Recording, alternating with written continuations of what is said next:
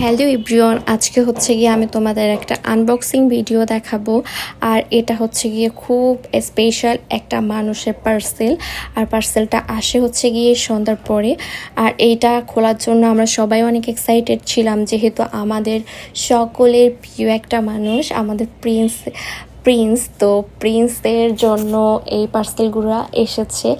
আর এগুলো হচ্ছে গিয়ে আনবক্সিং করার জন্য আমরা সবাই এক্সাইটেড হয়ে হচ্ছে গিয়ে বসেই খোলার জন্য।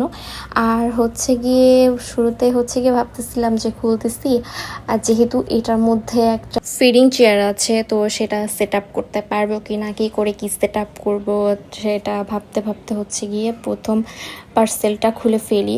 আর খোলার পরে সুন্দর করে 6টা দুধ আমরা দেখি। আর দুধগুলা আমাদের প্রিন্সের জন্য। আর যেহেতু প্রিন্স দুধ বাইরের দুধ খায়, এজন্য ঢাকা থেকেই আমাদের প্রতি মাসেই আনা হয়, প্রতি মাসেই একটা করে পার্সেল আসে। আর সে তো হচ্ছে গিয়ে যে দুধটা খায় এটা এখানে পাওয়া যায় না, এই জন্যই হচ্ছে গিয়ে আনা হয়।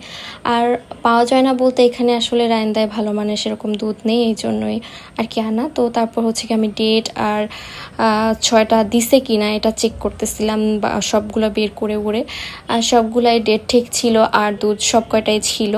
তারপর হচ্ছে গিয়ে আমি ভাবতেছি যে ফিডিং চেয়ারটা এখন কিভাবে সেট আপ করবো, কী করে সেট আপ করলে সুন্দর হবে, সেটা ভাবতে ভাবতে হচ্ছে গিয়ে আস্তে আস্তে করে পুরাটাই সেট আপ করে ফেলি।